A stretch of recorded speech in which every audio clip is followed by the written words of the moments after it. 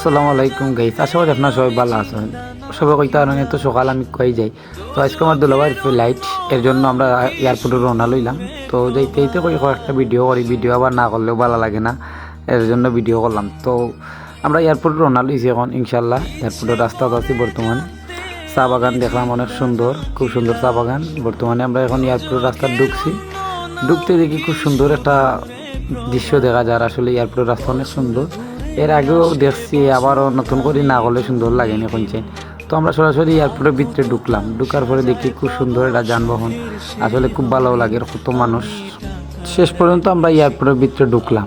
ঢুকার পরে তো দেখি খুব সুন্দর একটা যানবাহন, আসলে খুব ভালো লাগে।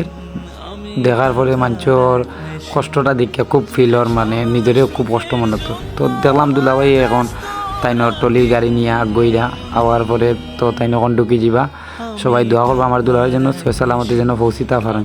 তো তাই দেখলাম গাড়ি নিয়ে সামনে আগইয়া তাইনর পাসপোর্ট রেডি করা, তাই দেখাই এখন ঢুকি যাবা ভিতরে। তো সরাসরি দেখলাম তাই ঢুকি গেলা ভিতরে।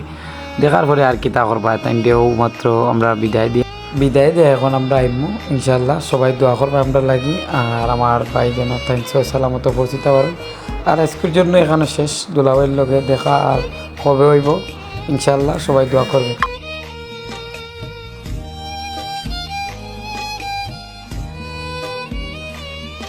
আমি কেমন আছি, কি খেয়েছি, রাখে না কেউ খোঁজ।